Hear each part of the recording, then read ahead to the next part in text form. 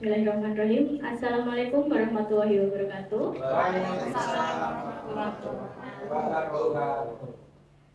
Selamat pagi dan salam sejahtera untuk kita semua.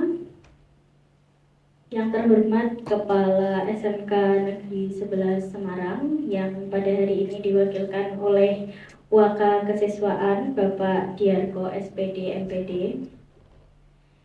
Yang kami hormati Bapak Ibu Guru dan juga Ibu Selvia Rimba Jimmy Astuti SDS selaku CGP Angkatan 9. Pertama-tama marilah kita panjatkan puji dan syukur kehadirat Tuhan Yang Maha Esa, Allah Subhanahu wa Ta'ala, karena atas limpahan rahmat-Nya hari ini kita dapat berkumpul bersama dalam kegiatan diseminasi calon guru penggerak angkatan ke-9.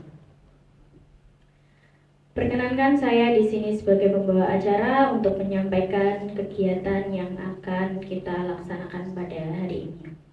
Pertama ada pembukaan, kedua menyanyikan lagu Indonesia Raya, ketiga menyanyikan Mars Guru Penggerak, keempat adalah sambutan kepala sekolah yang akan diwakilkan oleh Waka Kesiswaan, dan acara inti adalah diseminasi budaya positif oleh Ibu Selvia Rimba Jimmy Astuti. Langsung saja kita buka kegiatan hari ini dengan bacaan basmalah bersama-sama. Bismillahirrahmanirrahim. Terima kasih. Selanjutnya adalah menyanyikan lagu Indonesia Raya dan Mars Guru Penggerak. Bapak Ibu dimohon untuk berdiri.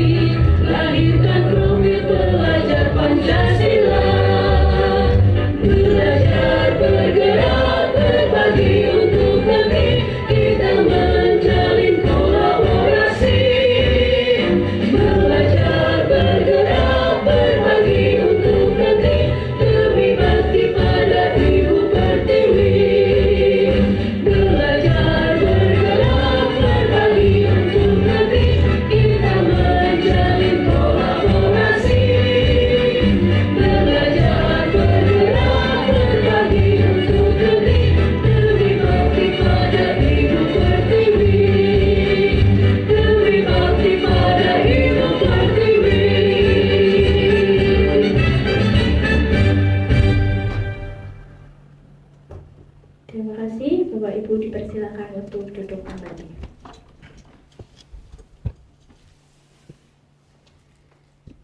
Baik, acara selanjutnya adalah sambutan dari Kepala Sekolah yang akan diwakilkan oleh Wakil Kesiswaan kepada Bapak Diargo SPD MPD, dipersilakan. Assalamualaikum warahmatullahi wabarakatuh. Selamat pagi, salam sejahtera untuk kita semua. Om Swastiastu, Namo Buddhaya.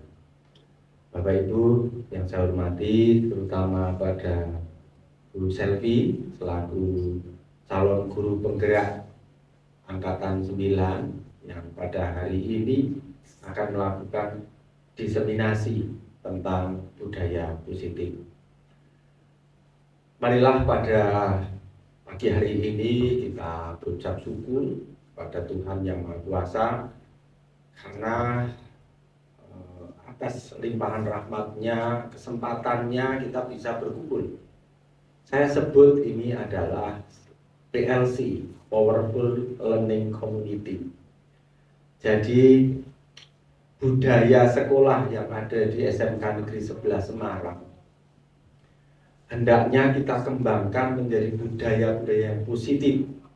Nah, nanti Bu Selvi akan memaparkan budaya positif seperti apa. Nah, ini sangat berkaitan erat dengan program-program yang ada di sekolah kita, terutama di kesiswaan. Beberapa minggu ini, 1 bulan ini, kita seringkali melihat ya Bapak Ibu, ada sebuah proses membudayakan anak-anak dengan budaya positif. Ada bekal lingkungan, ada membangun agar anak-anak itu tetap berseragam secara lengkap. Hal kecil itu yang dilakukan. Nah, bagaimana membangun budaya positif itu supaya menuju pada proses kesadaran diri ini. Nah, ini yang terpenting Bapak Ibu. Maka di PLC atau diseminasi ini, Powerful Learning Community ini, kita akan melakukan sebuah diskusi supaya nanti Bapak Ibu sebagai arang-arang pendidikan itu bisa menyebarluaskan ke teman-temannya. Jadi energi positif dari arang pendidikan itu akan berkorban ketika kita berkomunitas. Komunitas inilah kendaraan kita bersama-sama sehingga perubahan-perubahan pada pendidikan semakin baik itu akan cepat bertransformasi. Itu saja yang bisa saya sampaikan. Selamat kepada Bapak Ibu Guru untuk mengikuti PLC, Powerful Learning Community, atau diseminasi tentang budaya positif yang ada di sekolah. Terima kasih kepada Bu Selvi yang menyebarkan vibrasi positif pada hari ini. Itu saja yang bisa saya sampaikan. Assalamualaikum warahmatullahi wabarakatuh. Terima kasih atas sambutan yang disampaikan kepada Bapak Diargo. Ya, langsung saja masuk ke acara inti kita pada hari ini adalah diseminasi budaya positif yang akan disampaikan oleh Ibu Selvia Rimba Jimmy Astuti SDS, calon guru penggerak angkatan 9. Terima kasih. Terima kasih Bu Yeni. Bismillahirrahmanirrahim. Assalamualaikum warahmatullahi wabarakatuh. Waalaikumsalam warahmatullahi wabarakatuh. Masih lemas gak Bapak Ibu Guru ya? Gimana kabarnya pada siang hari ini? Pagi, tetap semangat. Tetap semangat. Sepertinya kita perlu ada pemantik semangat dulu ya. Ketika saya nanti mengatakan beri tepuk semangat, nah mungkin kita akan sedikit bermain-main sebentar, mengingatkan kembali ketika kita masa bermain, masa-masa yang indah, menyenangkan, karena secara tidak langsung masa-masa yang indah, peristiwa yang indah itu akan terekam dalam benak, dalam hati sanubari kita, sehingga akan memberikan vibrasi positif juga. Seperti itu nih Bapak Ibu. Ketika saya memberikan tepuk semangat, Bagaimana ini? Tepuk semangat. Prok prok prok. Se prok prok prok. Ma prok prok prok. Ma. Lagi Pak. Tepuk semangat. Se ma. Semangat. Gitu ya. Semangat. Oke. Sepertinya masih kita semuanya gitu. Iya, oke. Tepuk semangat. Semangat. Oke, terima kasih Bapak Ibu. Sebelum saya mulai, sepertinya hari ini siang hari ini masih tegang. Kemudian saya ingin setiap Bapak Ibu guru mengungkapkan apa sih yang dirasakan hari ini lah. Sebagai kata password itu yang biasa saya terapkan ke anak-anak ketika mengabsen atau ketika masuk kelas, mereka harus memberikan satu password atau satu kata kunci sebagai mereka masuk ke kelas atau memulai pelajaran. Gitu Bapak Ibu. Nanti ketika saya menyebut Pak Iman, Pak Fahmi, beri kata satu kunci untuk password dari ini. Kata kuncinya siang ini titik. Oke. Kata kuncinya apa Bapak Ibu? Siang Ini titik. Oke. Titik-titiknya dijawab. Langsung saja. Siang ini titik. Pak Iman, siang ini dijawab apa? Kunci. Siang ini Meresahkan. Oke. Pak Fahmi. Siang ini happy. Happy. Siang ini semangat. Semangat. Siang ini berbunga. Siang ini ambiar. Ambiar. Siang ini panas. Panas. Padahal kita ada di ruangannya sejuk ya. Baik, Bu Wintarias. Siang ini mendengarkan materi dari Bu Selvi. Bro. Hangat. Ya, ternyata Bapak Ibu guru juga seperti siswa kita ya. Maksudnya apa? Siang ini saya sudah lapar. Siang ini happy. Siang ini happy juga. Ikutan happy. Oke, baiklah. Terima kasih Bapak Ibu. Gurunya belum ditanya. Oh gitu. Gimana ya Mas Yusuf? Siang ini apa? Positif. Happy lagi. Mas siapa? Siang ini? Happy Bu. Happy. Happy. Ternyata dari beberapa Bapak Ibu guru memberikan jawaban yang berbeda ya. Padahal instruksinya satu tadi. Kata kuncinya siang ini titik. Ada yang menjawab siang ini titik. Ada yang langsung apa tadi Pak Roy? Jawabannya? Hangat. Nah, kemudian ada yang happy. Padahal ada yang sangat happy.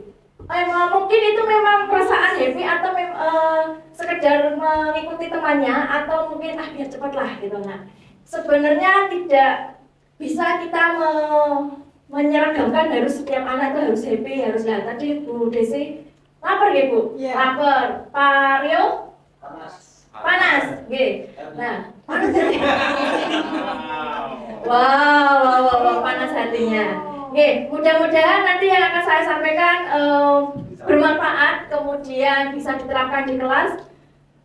Yang akan saya sampaikan ini adalah hasil dari pembelajaran saya di program guru penggerak, baik secara luring maupun daring, baik yang saya kerjakan melalui LMS maupun secara kolaborasi Zoom dan di Lokakarya. Nah, di Lokakarya itu juga mendapat pengalaman yang baru karena tentunya bertemu dengan Bapak Ibu guru CGP dari segala lini. Tadi seperti yang saya tularkan seperti tepuk semangat dan lain sebagainya, mungkin kita di SMK jarang sekali untuk menerapkan ya. Nah, karena mungkin tidak terbiasa, malu atau udah itu udah lewat, bukan zamannya lagi. Ternyata ketika saya bergabung di guru penggerak, kita tidak bisa mengkotak-kotakkan atau mendiskriminasi, itu udah lalu, itu zamannya SD, itu zamannya ini. Karena pada kenyataannya kita orang dewasa pun butuh bahagia, benar Pak Ibu? Nah, jadi tidak perlu malu ketika kita sejenak untuk merasakan kebahagiaan di masa lalu. Terima kasih. Tema hari ini adalah diseminasi budaya positif. Monggo lanjut Pak Iman. Nah, kebetulan saya ada di kelompok 356A dengan fasilitator Ibu Kuniasih dan pengajar praktek Pak Niko Satya.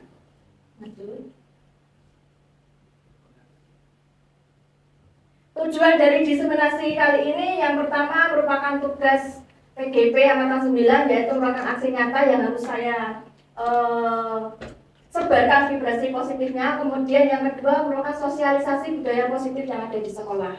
Harapannya mudah-mudahan nanti apa yang saya sampaikan bermanfaat dan dari benang merahnya ataupun secuil atau segaris atau sekata mungkin bisa nanti diterapkan Bapak Ibu di kelas maupun di lingkungannya. Ya, terima kasih Pak Fahmi. Seperti murid saya ya, ada yang aktif sekali ini. Nah, ini sebagai pemantik, di sini ada 5 kalimat. Apakah Bapak Ibu setuju bila 1. Pemberian hukuman dapat mendisiplinkan murid? Bapak Ibu guru, ada yang setuju? Mungkin bisa angkat tangan. Pemberian hukuman dapat mendisiplinkan murid. Yang setuju? Setuju. 1, 2, 3, 4, 5. Setengah. Oke, nah ini setengah.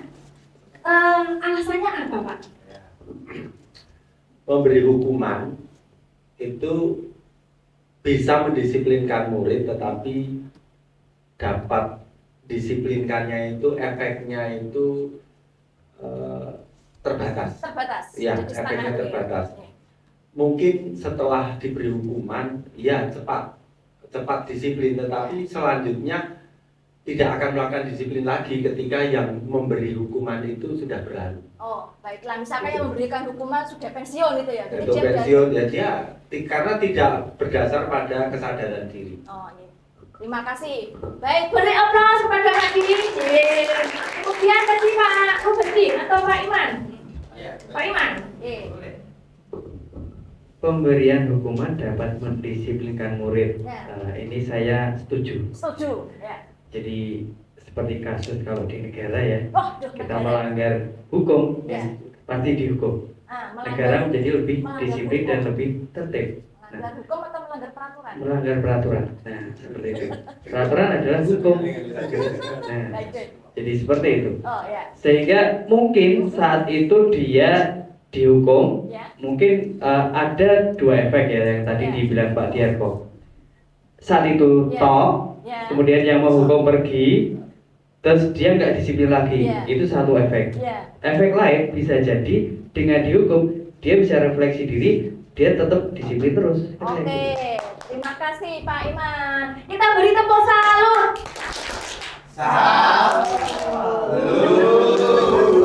Bukan seperti itu ya Bapak Ibu. Tepuk salut.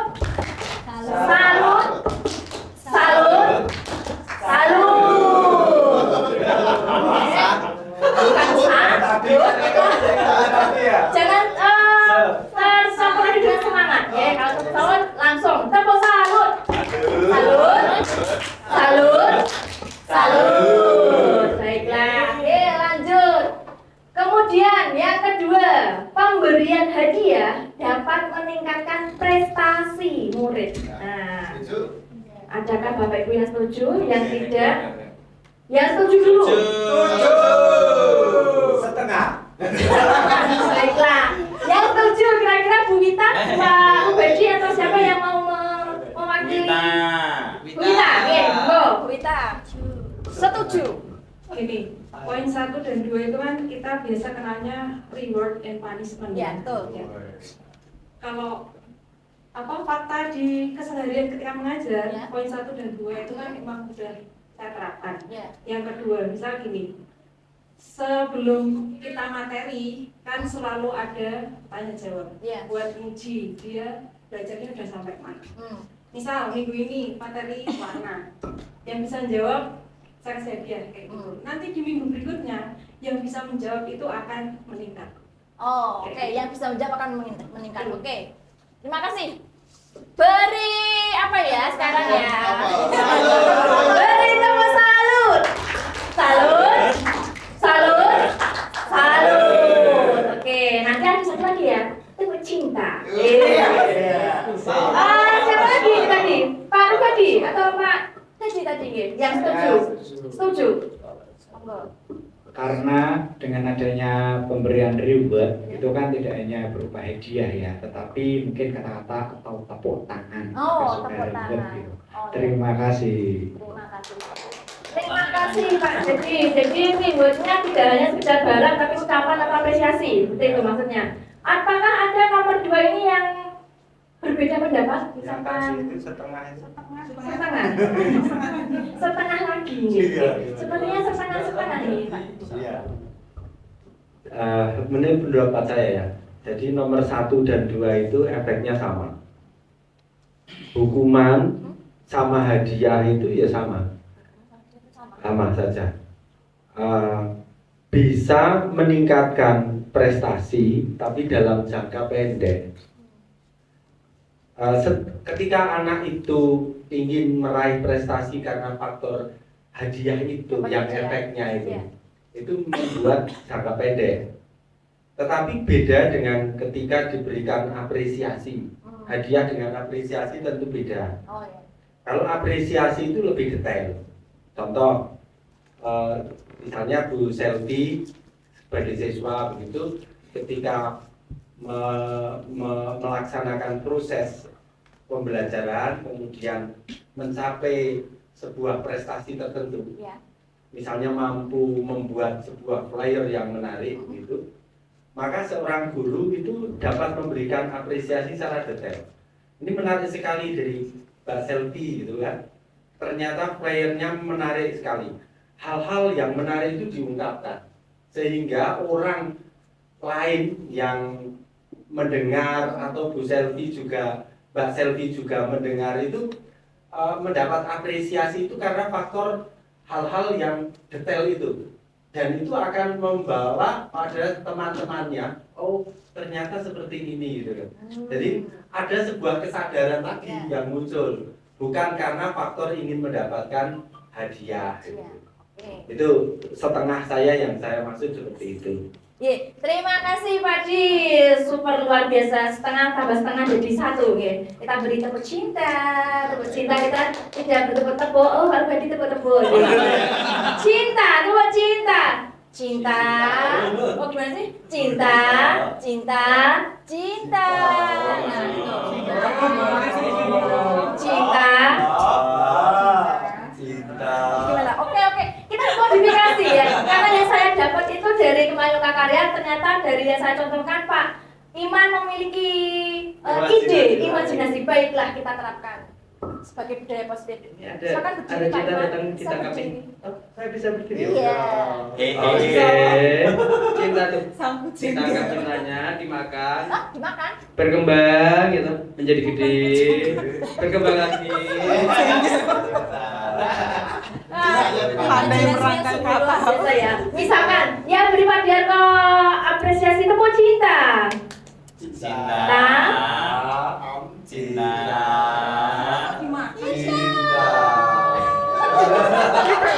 Oke, baiklah. Terima kasih. Itu pengenalan dulu ya. Nanti kalau setiap poin kita beri tepuk lama nanti. Oke, poin yang ketiga. Guru harus mampu memberikan solusi untuk permasalahan murid. Setujukah ini Bapak Ibu guru? Guru. Di sini kan yang di ruangan ini guru ya. Nah, guru tidak memandang guru mapel apapun. Ketika saya mau ada statement, guru harus mampu memberikan solusi untuk permasalahan murid. Apakah setuju? Tidak. Oh, langsung ini ibu kita yang satu ini. Tidak. Setengah ya benar setengah. Karena tidak semua permasalahan murid bisa diselesaikan dengan Bapak Ibu guru. Oleh Bapak Ibu guru ya. Mungkin konteksnya kalau memang permasalahan itu di sekolah atau permasalahan tentang pembelajaran terkait dengan pembelajaran dengan Bapak Ibu guru itu pasti bisa diselesaikan ya di sekolah. Tapi kalau untuk terkait permasalahan yang dihadapi oleh siswa saat ini itu kan tidak hanya yang ada di sekolah saja gitu. Jadi tidak bisa semua permasalahan yang dimiliki oleh siswa atau murid diselesaikan oleh Bapak Ibu guru, tergantung dari konteks permasalahannya itu sendiri. Oke, baik. Beri aplaus kepada Ibu Yeni. Tepuk apa? Baik. Apa nih? Tepuk apa ya sekarang? Apa dia ada ide? Enggak ada. Mau diberi tepuk apa? Salut. Salut aja. Itu apa, Pak? Salut. Tepuk salut. Oke, beri beri Bu Yeni tepuk salut. Salut. Salut. Salut. Iya, oke. Baik. Sebenarnya nanti pertanyaan 1, 2, 3, 4, 5 nanti akan sedikit demi sedikit akan saya paparkan solusinya atau mungkin hasil dari pendidikan CGP saya. Kemudian yang keempat, guru berperan sebagai teman murid. Setuju atau mboten nggih? Ya, tahu. Ya. Khusus. Wah, langsung lancar, Pak. Guru berperan sebagai teman murid ternyata. Mohon maaf ya, Iya. kalau menurut saya Iya. tidak semuanya guru harus berperan sebagai teman murid. Teman murid. Tidak Yang semua. jelas guru tetap sebagai guru dan murid juga sebagai murid. Permasalahannya apa? Kalau ketika guru semua berteman dianggap sebagai teman murid, dikhawatirkan Khawatirkan mereka hanya berpacu pada satu guru saja. berpacu pada satu guru saja, tergantung pada satu guru. Tergantung pada satu guru saja dan menganggap guru yang lain tidak sebagai guru. Gurunya karena tidak Karena se-friendly tidak se-friendly guru tersebut. itu, guru Oke, tersebut. baiklah. Terima kasih Pak Fahmi. Kita beri. Tepuk. Salut. Kita beri aplaus, Terima kasih. Kemudian yang kelima, budaya positif dapat membentuk karakter murid yang baik. Setuju? Apakah ada yang tidak setuju? Setuju semua ya, alhamdulillah. Berarti yang terakhir, budaya positif dapat membentuk karakter murid. Next, Pak Iman. Kemudian ya, sebenarnya budaya positif itu apa sih? Budaya positif yaitu perwujudan dari nilai-nilai atau keyakinan universal yang diterapkan baik itu di kelas maupun di lingkungan sekolah agar menjadi murid yang berkarakter. Jadi diseminasi kita pada hari ini kan tentang budaya positif ya. Mungkin masih ada yang belum secara fokus atau secara detail apa sih budaya positif itu. Nah, intinya yaitu perwujudan nilai-nilai keyakinan universal baik yang diterapkan di kelas ataupun lingkungan sekolah. Kira-kira Bapak Ibu guru yang ada di ruangan ini sudahkah menerapkan budaya positif? Sudah. Satu saja. Sudah. Apa itu Pak Iman? Budaya positif yang saya terapkan di kelas saya ya, itu adalah saling menghargai. Saling menghargai. Satu saja nih Pak Iman. Ya, Bisa. satu saja. Monggo Pak Fahmi, di kelasnya Pak Fahmi. Boleh Budaya boleh positif di kelas itu atau di kelas saya mencoba setiap masuk itu selalu ngecek kebersihan kelasnya. kebersihan kelas berarti Iya. bertanggung jawab Bertanggung jawab terhadap kebersihan kelasnya kelas. masing-masing. Baik, budaya positif yang dibangun seperti itu Pak Diarko. Gotong royong. Gotong royong, digotong dan diroyong. Iya. Pak Wers, sudahkah menerapkan? Apa ya? Apa ya? Berdoa sebelum belajar. Nah, berdoa sebelum belajar, baik, positif. Ya, ini yang saya terapkan di kelas saya adalah berbagi. Berbagi, Misalkan berbagi. ada bekal makanan, saling sama-sama Ya. makan bersama. Makan Jika bersama. nggak punya, nggak bawa, berbagi. Jika nggak punya berbagi lah. Ada. Dia nggak punya berbagi. Misalkan tidak membawa Tidak membawa. atau Dapat membawa bagian yang bekal, lain. berbagi. Dia dapat bagian, Iya, dia juga gitu. oh begitu. Pak Rio, Menertibkan seragam menertibkan sebelum seragam. pembelajaran. Sebelum pembelajaran cek kerapian. Kerapian. Oh, gitu. Berarti Itu tadi. oke, baiklah. Pak Rubadi, kira-kira apa budaya positif yang sudah dilakukan? 5R. Rubadi. Rapi, Oh. serawat, rajin, ringkas. Ringkas, baik. Siapa itu ringkas? Wah, super sekali ya. Bu Yeni, apakah ada yang sudah diterapkan? Satu? Sama. Tidak perlu 5R, mungkin nggak usah 5Y juga. Apa ya? Apakah sudah ada? 1Y. Ya, budaya positif yang diterapkan sehari-hari itu pasti semuanya udah Di kelasnya Bu Yeni apa? Bu Yeni. Di kelasnya saya saling menghargai senyum, salam sapa. Senyum, salam sapa. Oh, berarti 3S. Tadi Pak Rubadi 5R, 5S. 3S. Bu Desi. Mulai ke sana mentok nih Iya, Sampai habis. kalau saya lebih ke kerapian sih, kadang kan masih ada murid yang bajunya keluar-keluar. Oh, bajunya Terus keluar. bajunya dimasukkan. Dimasukkan sendiri dong. Caranya dimasukkan. Dibuka aja. Baju dibuka, masukkan ke celana. Iya, merapikan. Oh, merapikan. Baik. Bu Wita. Kalau sebelum masuk kelas tuh Baris. Baris. Yes. depan kelas, nanti yang nyiapin beda-beda tapi. Oh, berarti dia belajar untuk Ya, jadi pemimpin atau menjadi pemimpin dan mengatur dan mau diatur ya. Baik. Pak Roy. Satset. Apa itu? 2S berarti. Jaya. Tanggap dalam segala hal. Tanggap dalam segala hal. Oke, tanggap. Kita ada bel bunyi satu langsung ambil target. Baiklah. Oke. Alhamdulillah ternyata Bapak Ibu yang ada di ruangan ini sudah menerapkan budaya positif ya. Kemudian ternyata ketika kita menerapkan budaya positif ada 7 konsep yang bisa diterapkan.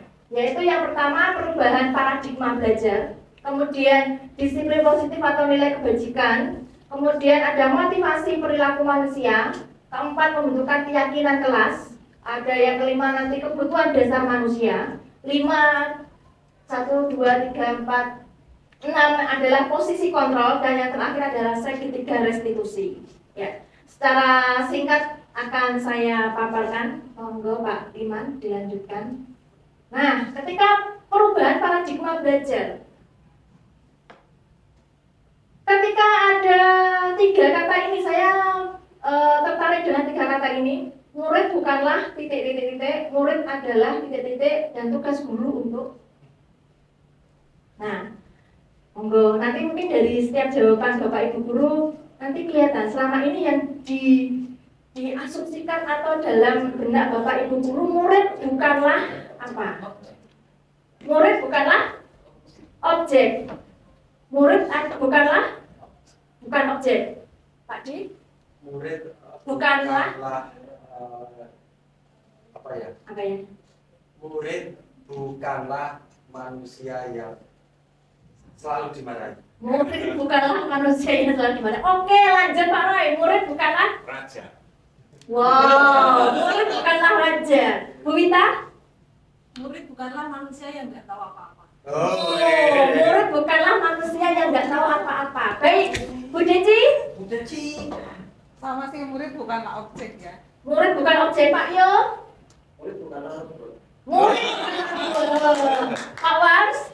Murid bukanlah benda mati. Murid bukanlah benda mati. Pak Rubadi? Murid? Murid adalah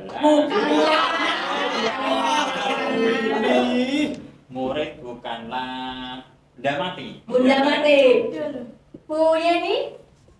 Murid bukanlah anak kecil yang harus selalu Tuntut. Disuapi. disuapi. Disuapi. Kalau anak TK tahu dari mana? Dituntun. Apa? Dituntun. Anak TK kok Harus dilatih. juga enggak disuapi. Oke. Betul ya. Oh iya, baru terakhir ya. Pak Dedi. Murid bukanlah boneka. Oh, baik, murid bukanlah boneka. Berarti ada yang bisa menyimpulkan kira-kira tadi dari jawaban Bu Wita, Pak Iman, Pak Roy bukan raja, bukan boneka. Tadi Bu Wita jawab apa nih? Tidak tahu apa-apa ya. Murid bukanlah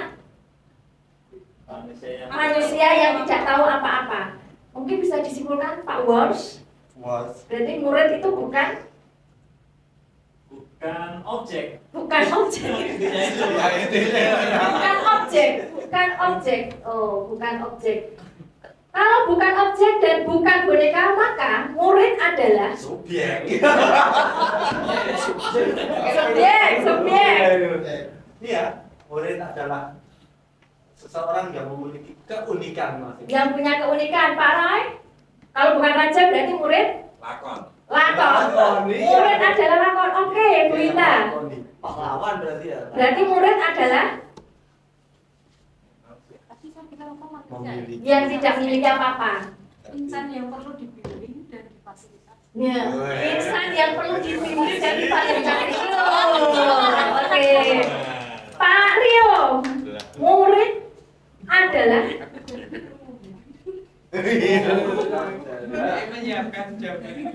murid adalah kalau tadi Pak Rio jawab murid bukanlah apa? Robot. Bukan robot, berarti murid adalah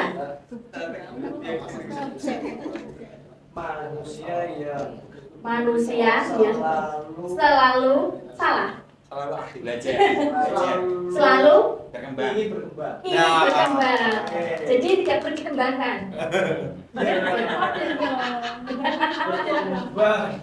Ingin berkembang. Ilmunya. Oh, baiklah, berkembang. Pak Was, Lanjutannya berarti murid adalah manusia yang perlu dimanusiakan sesuai kodratnya. manusia yang perlu dimanusiakan sesuai kodratnya. Nah, Pak Dedi, Tadi saya bilang murid bukan Bukan boneka, berarti murid adalah makhluk hidup. makhluk hidup. Bu Yeni, murid. Sesuai Sesuai mata pelajaran. Murid adalah Manusia kan manusia yang insan atau manusia yang memiliki akal yang selalu ingin berkembang. akal yang ingin selalu berkembang. Pak Rubedi, Nah, di. Murid adalah makhluk Tuhan yang Paling hidup. seksi. murid adalah Makhluk Tuhan yang kodratnya selalu belajar. selalu belajar. Kodratnya berarti belajar, Bu Deci.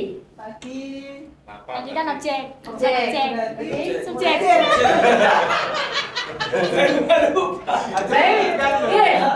Ketika tadi kita sudah mengungkapkan bahwa murid versi Bapak Ibu guru bukanlah titik-titik sehingga murid itu adalah titik-titik, maka tugas guru untuk Memanusiakan manusia. memanusiakan manusia. Ada jawaban yang lain? Mengembangkan potensi yang Mengembangkan potensi, Membimbing dan memfasilitasi. membimbing dan memfasilitasi, mengarahkan menjadi lebih mengarahkan untuk menjadi lebih baik. Mustawala. Memanusiakan memanusiakan manusia. Sesuai kodratnya. Kodratnya. Pak Dedi. tugas guru itu 3M. M, mendorong, Memfasilitasi dan mengarahkan. mengarahkan. Sumber 3M, ada 5R, ada 3S, 3M. Bu Desi, memotivasi. memotivasi. Tugas guru untuk membimbing. Bu Yeni, itu apa tadi? Memanusiakan manusia. Oh iya, Mak. Dan belum siapa ya? Pak Rahman. Pak Rahman, itu jadi motivasi aja sih. Oh iya, tak kaitkan betul. Kalau raja Bukan kan raja. negatif, bukanlah negatif. Boleh Iya. positif lakon. Iya. Tugas guru berarti membersamai berperan menjadi sama Dalam. lakonnya. Wah, membersamai dalam Bersama lakon. untuk melakoni. Oh, membersamai dalam menjadi lakon. Gitu. Dalam dong, dalam. Dalam, atau dalam. Tapi bukan sekedar dalam. Maka tugas guru adalah Dalam. Bersamai atau berperan sama lakonnya. Jadi ikut berperan bersama-sama. sama lakonnya, Strateginya membersamai. bersama. Oh iya. Bukan beda dengan raja loh. Ini nggak ngatur, tapi ikut sama-sama berperan. Oke, baiklah. Berarti Mantap ini. mantap, mantap. Pak kami Menasihati dalam kebaikan. menasehati dalam kebaikan. Oke, siap.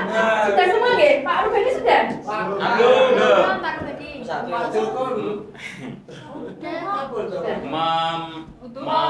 Membantu siswa menemukan bentuk terbaik mereka. Wah, bentuk terbaiknya. Versi terbaik. Versi terbaiknya ya. Versi, ya. Oke, terima kasih Bapak Ibu.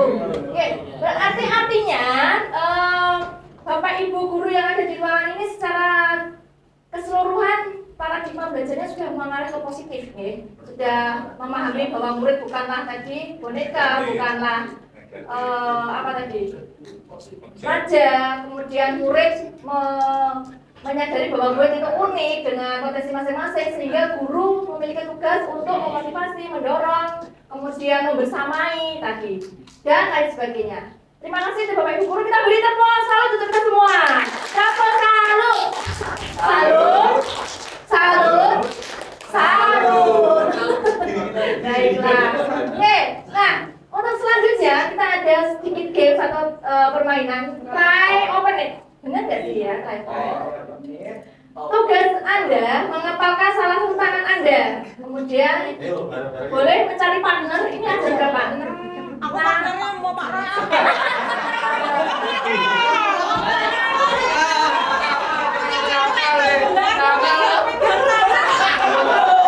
Bukan, ini hanya gambar saja.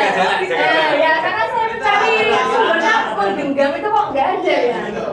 Salah satu membayangkan menyimpan sesuatu yang sangat berharga. Nah, kemudian dalam kepalan Anda itu harus dijaga sekuat tenaga. Kemudian temannya atau partnernya, tugas yang B, rekan Anda mencoba membuka kepalan tangan Anda dengan segala cara. Boleh secara persuasif maupun apa ya? Yang lainnya. Silakan dicoba. Teman B boleh membujuk, mengerjik, sepertinya tak terlalu sadis ya, mengintimidasi, mengiming-imingi, menggoda, menggelitik, atau menawari dengan uang. Nah, atau mungkin Bapak Ibu guru punya cara-cara tersendiri supaya bisa membuka kepala dari tangan rekan Bapak Ibu guru. Monggo, silakan mencari kita mencari partner. Bapak Ade, gimana maksudnya? Ini loh. Nah, mungkin Pak. Satu. Karena Bu Wita menolak berpasangan dengan Pak Roy dengan Pak Ami. Oh, sama Rayman. Enggak, silakan. Gimana ini caranya? Salah satu siapa yang berperan yang membuka, siapa yang berperan sebagai penggoda. Menggoda. Pak Roy sama siapa? Sama Pak. Satu tangan apa dua? Bisa yang satu tangan apa dua yang harus dibuka? Boleh satu, boleh dua. Ya, silakan. Boleh dengan cara apapun. Kayak duit yang tak tambani nanti kayak duit. Nanti kayak duitnya tambani. Lah, buka tolong. Kayak duit itu dibaca dulu. Intinya gini, harus dibuka, harus dibuka. Pintar. Gimana caranya? Beda. Siapa ini terjadi? Kalau lepas salin, Ya, silakan. itu bisa mengarah kanan atau kiri. Boleh mencoba siapa yang berperan meninggal sebagai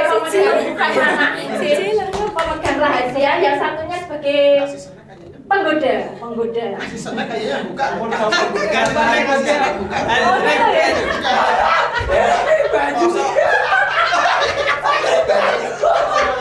Ternyata ditetesin air ya. Berarti kan apa? Oh, coba lu kan. Ngambil setrum ya colokan gitu. Aku setrum, Bang. Gimana? Berhasil bukan enggak? Saya berkasih senang pasti. Dia belum punya cara. Bapak sendiri. Dikasih senang. Siapa? Ya? Gimana? Bukan? Makan siang. Saya bisa membuka kepala ini jika Terima gak ya?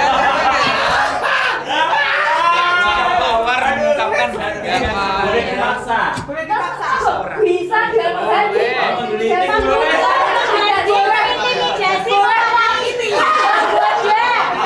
Bahkan menyakiti.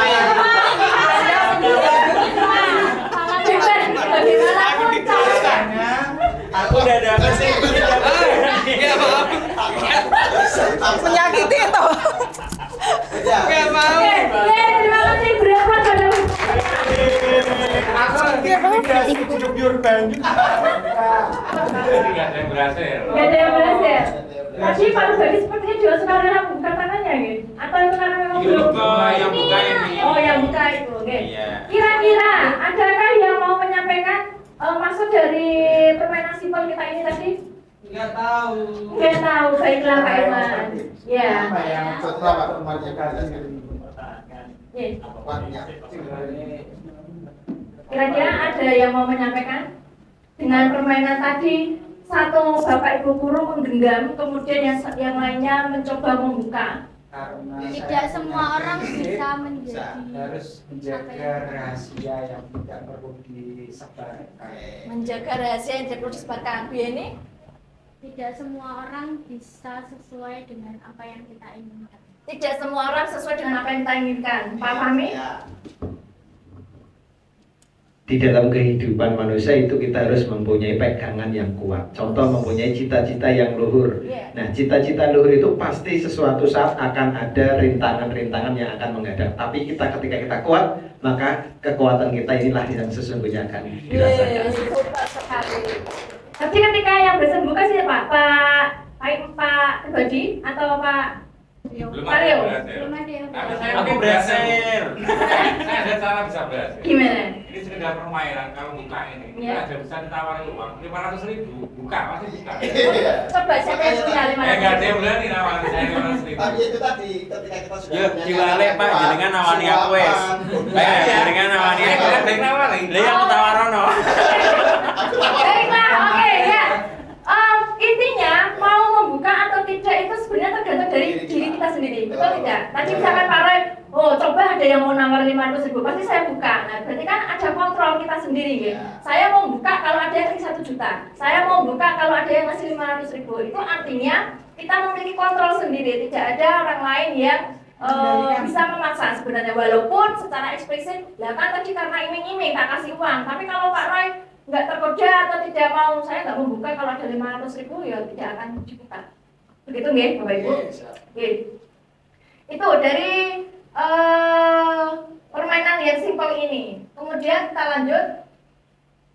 Nah, berdasarkan permainan tadi, menurut Dr. William Glasser itu ada ilusi guru yang selama ini mungkin secara tidak langsung kita terapkan atau sudah terjadi selama ini, bahwa ilusi mengenai guru mengontrol murid. Karena tadi sudah ada permainan rekan A dan rekan B mencoba membuka, mengontrol bisa membuka, kemudian ada yang tidak bisa membuka. Sejatinya itu guru bukan mengontrol murid. Kalau misalkan murid itu mau mengerjakan tugas, murid itu mau mengumpulkan tugasnya, itu sebenarnya bukan karena guru yang meminta atau guru yang menyuruh, tapi sebenarnya ketika murid itu mengontrol dirinya sendiri. Aku mau mengumpulkan tugas, aku mau mengerjakan tugas. Sebenarnya seperti itu. Kemudian yang kedua, ilusi bahwa semua penguatan positif, efektif dan bermanfaat. Ini hampir sama dengan yang di depan tadi ketika kita awal, bahwa penguatan positif itu efektif dan bermanfaat. Kita selama ini ada yang selalu membangga-banggakan atau memberikan penghargaan bahwa tadi ternyata ada sedikit tadi yang dijelaskan dengan Pak Diarko, bahwa ada yang setengah-setengah, ada masa-masa atau momen ketika kita memberikan penghargaan itu justru memberikan efek ada yang negatifnya, ketika anak yang lain tidak terima, oh masuk si A diberi penghargaan terus, justru dia malah merasa insecure atau tidak mau berusaha. Kadang ada yang seperti itu. Kemudian yang ketiga, ilusi bahwa kritik membuat orang merasa bersalah dapat menguatkan karakter. Nah ini yang mungkin juga kadang kita lakukan atau kita terapkan ketika kita memberikan kritik anak, itu harapan kita anak itu bisa bangun, bisa bangkit, bisa termotivasi. Tapi kadang malah anak-anak yang mungkin dengan mental health yang tidak maksimal atau tidak di versi terbaiknya, itu malah justru membuat dia down seperti itu. Kemudian yang keempat, ilusi bahwa orang dewasa memiliki hak untuk memaksa. Nah ini tadi yang kita praktekkan, bahwa orang dewasa memiliki hak untuk memaksa. Ketika di kelas atau dalam pembelajaran kita merasa kita dewasa, kita yang merasa harus dihormati dan sebagainya, memiliki power, memiliki hak untuk memaksa. Padahal sekali lagi berdasarkan permainan tadi, itu anak atau murid juga memiliki hak untuk dia mengontrol diri, mau mengontrol untuk mengumpulkan tugas atau tidak, sebenarnya seperti itu. Oke, lanjut. Nah, bagaimana seorang itu berubah? Ini mungkin nanti tidak semuanya, bisa beberapa saja. Kita harus berubah dari stimulus respon menjadi teori kontrol. Misalkan selama ini kita berpikir bahwa kebutuhan kita itu sama, padahal kebutuhan kita itu berbeda. Semua orang melihat hal yang sama. Nah, kita harus mulai berubah ketika setiap orang itu memiliki gambaran yang berbeda. Jadi ketika kita di kelas, misalkan ketika memberi materi, menganggap bahwa apa yang kita ajarkan itu adalah satu hal yang sama seperti ini, harus caranya seperti ini. Ternyata setiap orang itu memiliki gambaran yang berbeda. Nah, ini nanti yang akan menjadi latar belakang kita dalam menerapkan, salah satunya tadi mungkin Pak Warsono tadi di awal sudah mengatakan ada diferensiasi dan lain sebagainya. Nah, seperti itu. Kemudian kita mencoba mengubah orang agar pandangan sama dengan kita. Sebaiknya kita akan berubah menjadi teori kontrol, yaitu berusaha memahami pandangan orang lain tentang dunia. Kemudian ada yang di bawahnya orang lain bisa mengontrol saya. Nah, ini hanya Anda yang bisa mengontrol diri Anda sendiri. Kemudian sebaliknya, saya bisa mengontrol orang lain. Kemudian teori kontrolnya adalah Anda tidak bisa mengontrol orang lain. Tadi dibuktikan dalam permainan yang kecil tadi. Ketika pun teman kita mau membuka genggamannya, sebenarnya itu atas pesan atau izin secara apa gitu Pak Jarko namanya itu? Ya, dari pikiran kita untuk mengizinkan untuk membuka itu, seperti itu. Oke, sugesti ya betul. Pemaksaan ada pada saat bujukan yang gagal. Nah, tadi ketika dibujuk, pakai apa? Kita kasih uang, tadi makan siang, ternyata tidak berhasil. Mungkin kolaborasi konsensus menciptakan pilihan-pilihan baru. Kok aja makan siang, misalkan jajan, misalkan tadi terus, misalkan Pak Roy terus menawarkan, misalkan ngasih uang 500.000 aja gimana gitu lah. Mungkin tadi mau, sayangnya tidak ada yang memberikan pilihan-pilihan baru. Nah, akhirnya tetap nggak bisa membuka gitu, seperti itu. Kemudian model berpikir menang kalah, wah aku nak buka, mesti aku kalah itu aja. Nah, misalkan aku tetap menutup, aku menang. Padahal bisa kita ubah model berpikir menang-menang atau win-win solution seperti itu. Jadi membuka itu bukan berarti kita kalah, wah aku berarti kalah. Kemudian menutup bukan berarti kita juga menang atas mempertahankan apa yang jadi milik kita. Next. Nah, yang selanjutnya ini mengenai disiplin positif dan nilai kebajikan. Disiplin itu artinya belajar. Kalau menurut teori Dr. William. Padahal selama ini yang kita dengar disiplin itu apa Pak? Bapak? Ketika mendengar kata disiplin itu aturan. Disiplin itu patuh. Disiplin itu hukuman biasanya. Disiplin itu apalagi Pak Iman? Konsisten. Tepat waktu. Oke. Padahal sebenarnya disiplin itu artinya belajar. Keteraturan, baik. Disiplin diri membuat orang menggali potensinya ke arah tujuan yang bermakna. Jadi artinya sebenarnya disiplin itu belajar dia belajar secara mandiri untuk menemukan versi terbaiknya. Disiplin diri membuat orang menggali potensinya sendiri sehingga dia secara rela, secara sadar akan itu tadi ketika ada aturan, ketika ada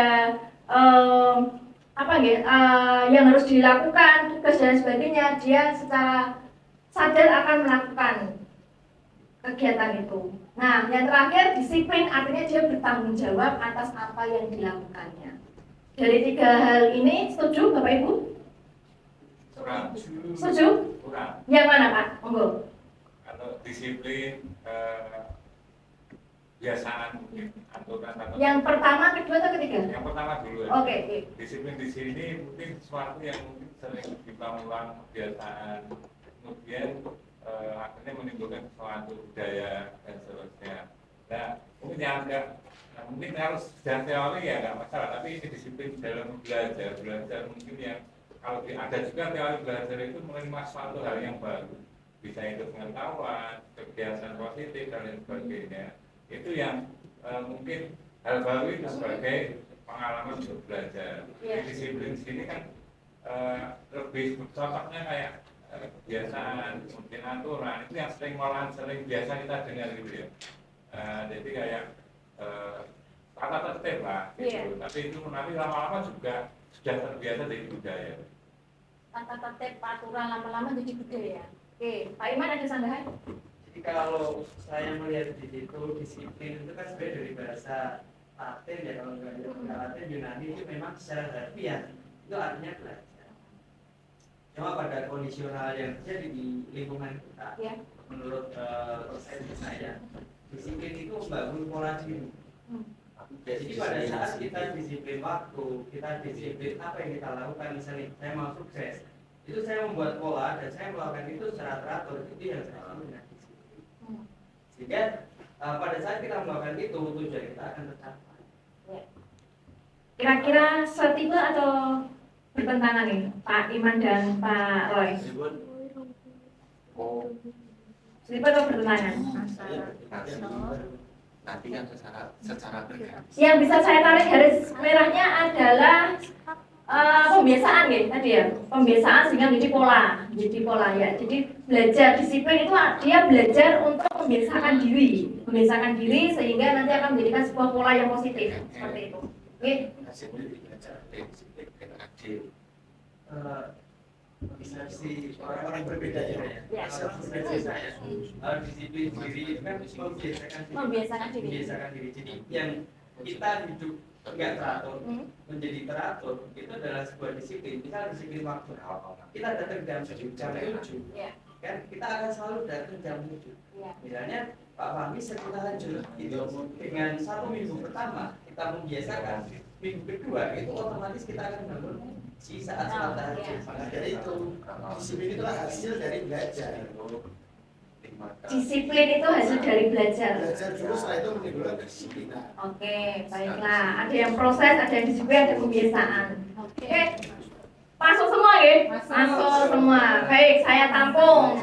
Terima kasih untuk penambahan informasi dari Pak Iman, Pak Roy, dan Pak Fahmi. Lanjut Pak Iman. Salah, jadi ini tadi apa ya? Disiplin positif. Jadi disiplin positif yaitu salah satu cara penerapan disiplin yang bertujuan menumbuhkan kesadaran. Nah, tadi kesadaran memberdayakan untuk melakukan sesuatu tanpa paksaan, ancaman atau hukuman. Jadi tadi yang dijelaskan Pak Fahmi, Pak Roy, dan Pak Iman sudah masuk ke sini. Dia menumbuhkan kesadaran, kemudian memberdayakan sehingga tanpa paksaan, ancaman atau hukuman. Seperti itu. Lanjut.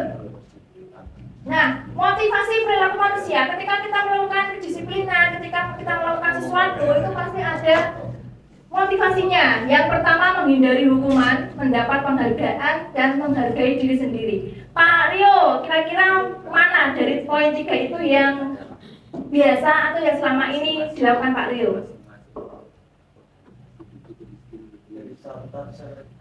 Yang ini aja, perilaku motivasi perilaku manusia biasanya karena apa? Ayo, menghindari hukuman, mendapat penghargaan, atau menghargai diri sendiri. Menghindari hukuman. Baik Pak Rio. Pak Was? Menghargai diri sendiri. Bu Yeni? Menghargai diri sendiri. Pak Rubadi? Menghargai diri sendiri. Bu Deci? Menghargai diri sendiri. Bu Wita? Menghargai. Pak Roy? Menghindari hukuman. Menghindari hukuman. Pak Fahmi? Semuanya baik. Kadang menghindari hukuman, mendapatkan demi mendapatkan penghargaan, kadang menghargai diri sendiri. Oh, oke. Pak Iman? Menghargai diri sendiri, menarik ini. Pak Dialog? Seharusnya itu menghargai diri Sendiri ini. pada tahapan Sekarang menghindari hukuman. awal ini sering menghindari hukuman atau mendapat penghargaan, tapi endingnya itu harusnya menghargai diri. Ya, itulah. Betul. Nah, makanya tadi saya jawab motivasi perilaku manusia itu bisa dikelompokkan menjadi 3 hal ini. Kadang kita memang demi menghindari hukuman, kemudian mendapatkan penghargaan. Lama-kelamaan kita akan menjadi menghargai diri sendiri. Seperti itu. Jadi tidak ada yang salah Pak Rio karena menghindari hukuman ya memang seperti itu. Kemudian Pak Fahmi mengambil 3 poin ini ya. 3 poin ini sudah dilakukan semuanya. Baik. Kelihatan nggak ya? Mudah,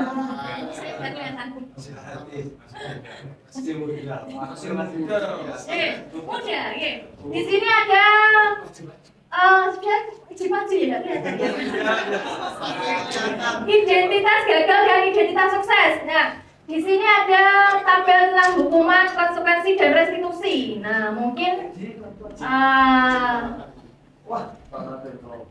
bisa dibaca secara sekilas, tidak perlu saya detailkan. Korban mendapat keadilan ketika hukuman. ketika konsekuensi korban bisa diabaikan, kemudian ketika restitusi korban mendapatkan ganti. Ini apa ya? Ada mungkin yang ketika membaca sudah paham? Ketika mendapatkan hukuman itu artinya sesuatu yang menyakitkan itu harus terjadi. Betul tidak? Ketika kita dihukum itu sesuatu itu menyakitkan bagi kita. Iya. Iya. Kemudian ketika kita melakukan konsekuensi itu sesuatu yang harus terjadi. Betulkah seperti itu? Ketika kita melakukan konsekuensi itu merupakan sesuatu yang harus terjadi. Ya. Betul? Betul. Betul. Restitusi memerlukan pilihan. Kita ada pilihan mau melakukan A, melakukan B, melakukan C. Seperti itu? Gini, jadi orang ketika mendapatkan hukuman, Iya. si orang itu kan tidak tahu hukumannya apa sebenarnya. Jadi secara tiba-tiba diberi hukuman, akhirnya menyakitkan. Oh. Tetapi ketika sejak awal itu sudah ada kesepakatan yang dibangun, maka memang mungkin terasa sakit, tetapi itu menjadi biasa. Karena sudah tahu di awal. Sudah tahu konsekuensinya apa. Oh iya. Gitu ya.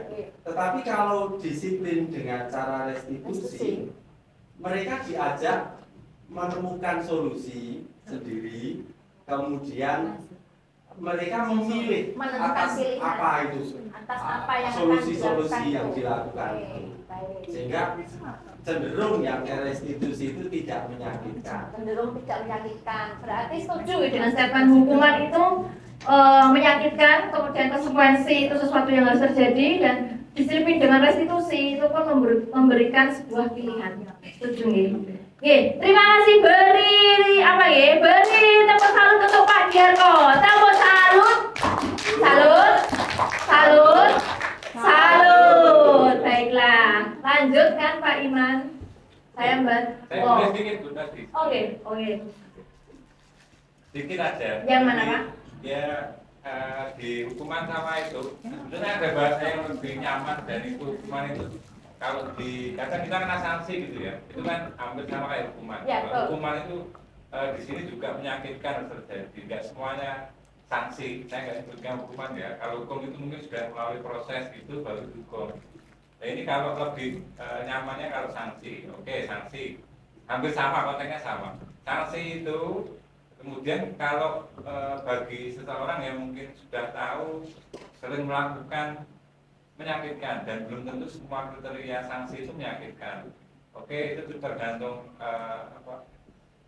teknis pengaturannya.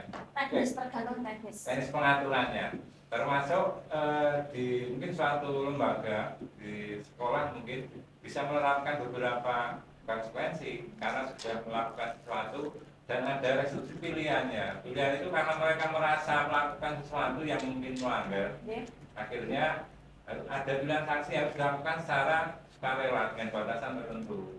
Mungkin setelah terlambat itu secara sadar, oh saya sudah melakukan ini terlambatan saya melakukan ini untuk mengganti tadi, dan bukan bentuk hukuman. Kalau hukuman ini kan kesannya kayak ada dihukum apa gitu terus menyakitkan. Padahal kalau kita sudah konsekuensi, misalkan ini kita terlambat dan kita memaksakan untuk mengejar terlambatan sampai terjadi kecelakaan atau apa, itu kan lebih besar resikonya. Saya terlambat, tapi karena saya sadar memang kalau ini saya paksakan terlambat nanti ada apa-apa, resikonya lebih besar. Ya saya terlambat, tapi saya sadar dan terus memilih sanksi yang sudah diberlakukan. Jadi sifatnya sudah kayak nggak maksa lagi. Karena sadar, dan itu mungkin sudah jadi budaya. Oh, betul. Terima kasih Pak Ray. Intinya ketika konsekuensi kita sudah mengetahui dahulu aturannya ya. Nanti ketika kita melanggar itu apa yang akan kita dapatkan. Kemudian ketika hukuman itu melakukan melakukan sanksi atau menerima hukuman tanpa kayak peka lingkungan seperti itu. Apakah itu hukuman? Nah, peka lingkungan itu hukuman, Pak Di. Bagaimana Pak Di? Itu hukuman. Hukuman sosial. Pilihan, bukan hukuman, pilihan. Saya akan menyampaikan begini. Peka lingkungan itu sebagai konsekuensi, bukan sanksi. Bukan hukuman. bukan hukuman. Ya, nanti dulu. Bukan. Santai. Ada sebuah kesepakatan yang dibangun. Jadi tidak serta-merta langsung diminta ini enggak. Tapi anak sudah tahu bahwa ketika tidak berseragam lengkap, konsekuensinya adalah pengalihgungan. Ada sisi yang disampaikan dari kesiswaan. Pekalingkungan itu sama-sama berbuat baik gitu loh. Jadi kalau hukuman itu ya kadang-kadang nyambung, enggak nyambung. Contoh, ketika datang terlambat, ini tidak pada pelajaran olahraga, ujung-ujung dengan push up. Ya kalau orang itu kuat push up, atau push up aja diseragamkan 10 kali, ya kalau itu kuat sehat, ya posisi sehat itu yang berbahaya di situ itu hukuman.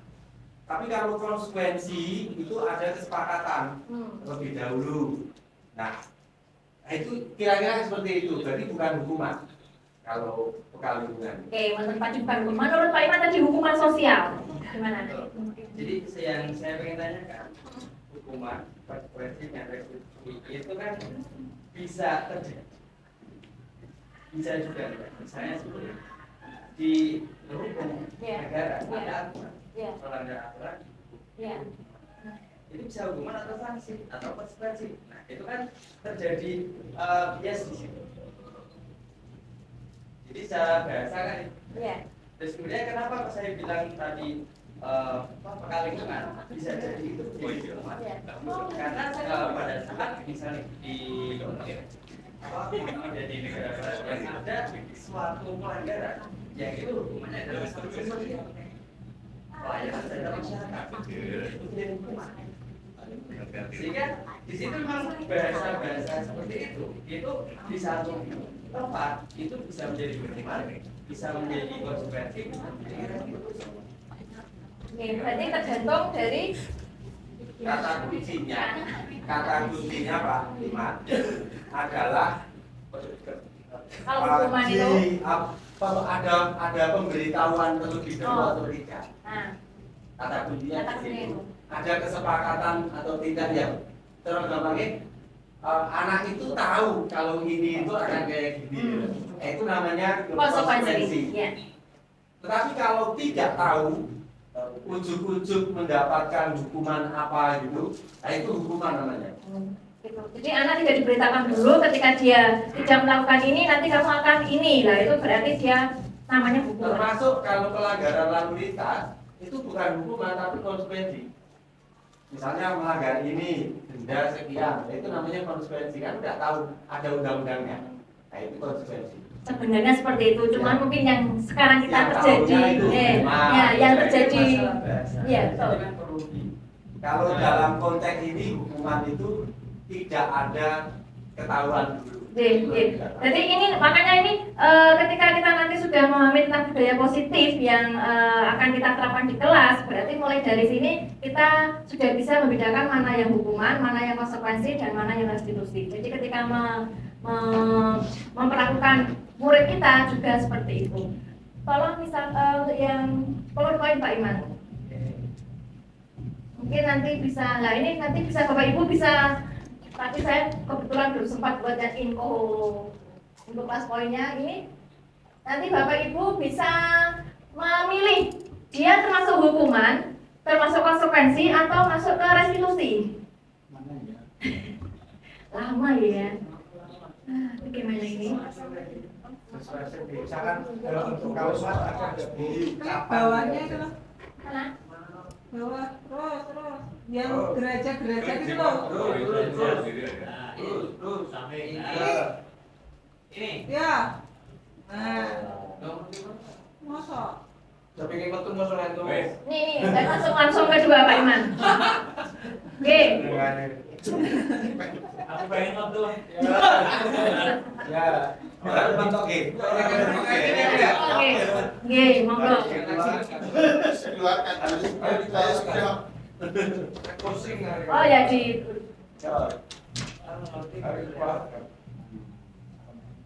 ternyata itu berarti kaitan dengan karena kelas poinnya.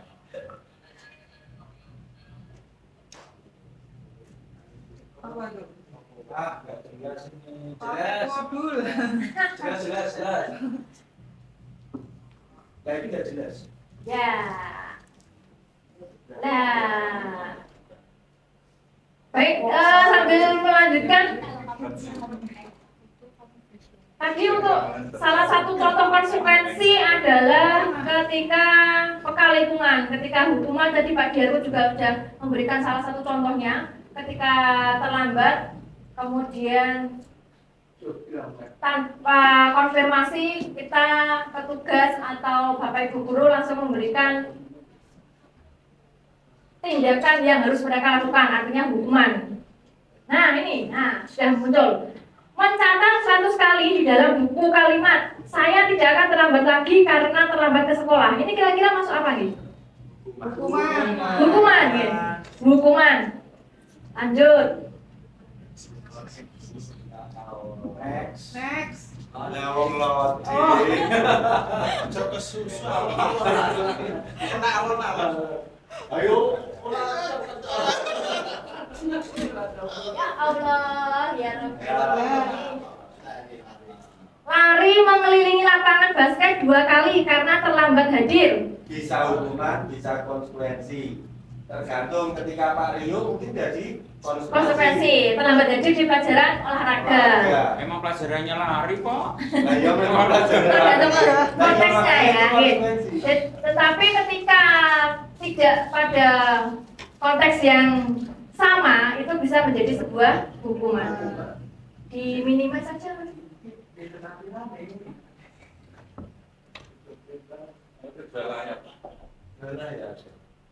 Dua layar.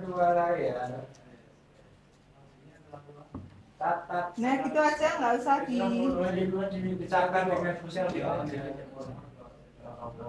Nah, gini aja. Lanjut. Membersihkan coretan yang dibuat di meja tulis. Membersihkan coretan yang dibuatnya di meja tulis. Oke, konsekuensi ya. Ya. Oke. Murid diminta push up 15 kali karena tidak menggunakan masker. Hukuman. Lanjut. Menggantikan kertas tugas teman yang telah dicoret-coret. Konsekuensi. Lanjut. Berjemur di lapangan basket pukul 12 karena mengobrol dengan teman. Hukuman. Lanjut. Berdiri di depan kelas sambil mengangkat kaki karena tidak bisa menjawab pertanyaan. Hukuman. Lanjut. Di depan. Oh ini sudah ya. Lanjut. Membersihkan tumpahan air di meja karena tersenggol pada saat belajar. Konsekuensi. Oke, terima kasih, beri aplaus buat ibu semuanya. Kamu semangat. Semangat. Oke, baiklah. Kita lanjut kembali ke semangat. Ya, lanjut aja nih Pak. Kita lanjut. Nah, ini. Akhirnya dari percakapan, dari diskusi kita tadi bisa diambil kesimpulan bahwa hukuman itu tidak terencana, bersifat satu arah, bisa berupa hukuman fisik maupun verbal. Konsekuensi itu terencana, sudah disepakati bentuk konsekuensinya seperti apa, dan ini bisa dimunculkan atau dibentuk oleh guru di kelas tersebut atau sekolah.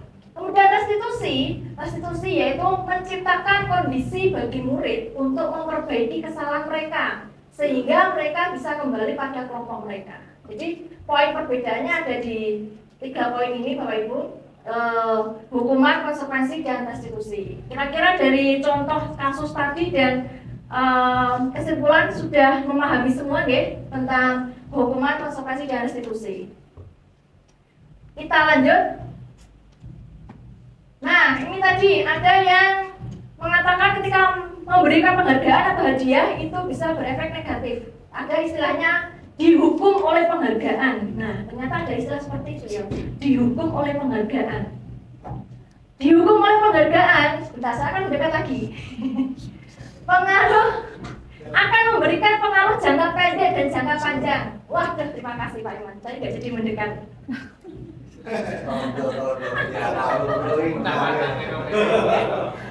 Dihukum oleh penghargaan itu akan menimbulkan dua sisi mata uang, pengaruh jangka pendek dan jangka panjang. Ada yang mungkin bisa memberi contoh atau menjelaskan maksudnya apa nih? Memberi pengaruh jangka pendek dan jangka panjang. Ya. Oh iya. Ya.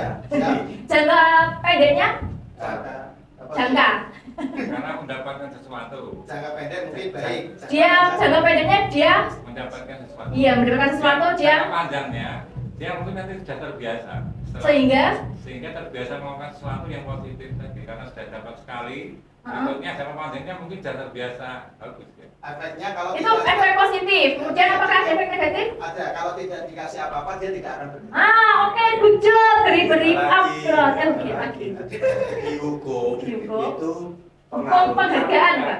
Ya, dihukum itu pengaruhnya jangka pendek. Ya.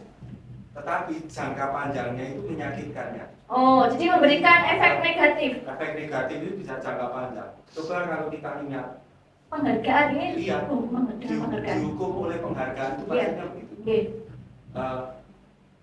Jadi misalnya kalau kita ingat guru kita ada yang diingat betul karena galak karena pengaruh ini yang menyakitkan itu dihukum oleh penghargaan. Nah, penghargaan itu sendiri menjadi candu gitu loh. Maksud dihukum oleh penghargaan itu jadi candunya. Hukuman itu menjadi candu.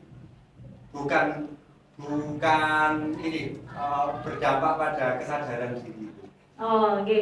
Ini berarti yang dimaksud Pak Diarto itu dihukum oleh penghargaan secara eksplisit ya, bukan secara positif. Bukan secara fisik. Kalau yang dimaksud Pak Roy tadi secara fisik diberikan penghargaan, diberi uang, diberi hadiah gitu kan. Maksudnya berarti ada dua versi gitu. Oke, terima kasih. Kemudian ada yang menyatakan bahwa penghargaan itu tidak efektif. Ketika dihukum oleh penghargaan menjadi tidak efektif. Betul? Betul. Ya, karena tergantung dengan yang memberi penghargaan. Oke. Penghargaan bisa merusak hubungan. Bisa. Contohnya apa, Pak? Ketika tidak diberi penghargaan dia jadi sakit hati. Menimbulkan dendam. Biasanya kalau ulang tahun diberi tapi enggak gitu. Kemudian penghargaan mengurangi ketepatan. Tepat apa ini, Kan? Ya intinya tidak bertanggung jawab, mengandalkan hanya penghargaan. Penghargaan itu sejatinya mematikan kreativitas. Menurunkan kualitas, mematikan kreativitas. Manja. Tidak semuanya. Contohnya? Karena kreativitas itu tumbuh ketika ada sesuatu itu kan saya sampaikan tidak semuanya. Ada kalanya. Timbul inovasi yang baru. Penghargaan menurut kualitas. Misalkan seperti ini. Ketika anak berhasil membuat sebuah desain yang bagus, kita memberikan sebuah penghargaan. Nah, dia dapat iming-iming, wah aku dapat desain yang bagus, mendapatkan penghargaan dari Bu A, B. Nah, ketika dia tidak ada seperti tadi Bu Wita, nanti kalau dapat apa Bu tadi di awal saya akan dapat beri apa? Beri hadiah. Nah, ketika itu tidak dilaksanakan atau Bu Wita mungkin pas lagi lupa, itu dia wah ini aku ini orang-orang kok penghargaan dari Bu Wita aku tak biasa aja. Nah, bisa jadi seperti itu. Juga mematikan kreativitas ya. Bisa sampai tidak semuanya. Iya, mematikan kreativitas, menurunkan kualitas. Bisa juga enggak. Bisa juga malah menaikkan kreativitas. Jadi mungkin ini nanti ya. Bisa jadi efek negatifnya bukan itu menurut saya. Efek negatifnya adalah kita menciptakan personal yang muncul ego tinggi. Jadi saat dia melakukan sesuatu, dia akan melakukan sesuatu yang sempurna, tapi dia selalu mengincar penghargaan. Iya, itu kualitas ya. Kualitas kan naik. Tapi dia selalu mengincar penghargaan lebih. Matanya selalu naik. Jika kita menciptakan personal yang sangat ambisius di bidang. Itu ketika pembiasaan itu disiplin positif itu berhasil, nah kan? Ketika berhasil dia menjadi seperti orang yang sangat ambisius itu kan belum tentu positif. Tapi ambisius di bidangnya, itu kan belum tentu positif. Jadi gini loh, yang disampaikan Pak Iman Joko itu mungkin penghargaan itu bisa meningkatkan kualitasnya, karena ada ambisius mengejar penghargaan itu. Ada motivasinya. Iya, kita menciptakan personal yang nantinya akan ambisius sampai ke depan. Iya, itu yang jeleknya menurunkan kualitasnya. Bukan menurunkan kualitas hasil ya. Hasilnya bisa kualitas manusianya. Kualitas ininya ya. Ya, kualitas pribadinya. Oke, terima kasih Pak Iman. Mungkin bisa meluruskan pemahaman saya. Kemudian yang terakhir adalah penghargaan itu menghukum. Ya itu. Iya. Menjadi tandu itu. Penghargaan itu menjadi tandu. Ketika membuat seseorang itu menjadi ketergantungan. Candu positif, ada yang positif loh. Tapi tidak semuanya.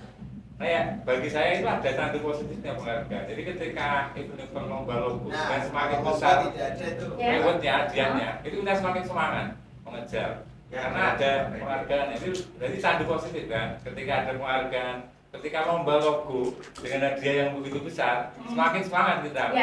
Nah itu. Ya, oke. Makanya tidak semuanya penghargaan itu. Tuh, sekali lagi dengan tadi ketika motivasi seseorang berlaku, ada yang berharap imbalan, ada karena hukuman, ada karena menghargai dirinya sendiri. Mungkin dimaksud dengan Pak Roy tadi yang motivasi yang pertama mendapatkan penghargaan itu tadi. Ya, itu Pak. Oke. Lanjut. Oke, kita sudah mau selesai. Di 4, keyakinan kelas.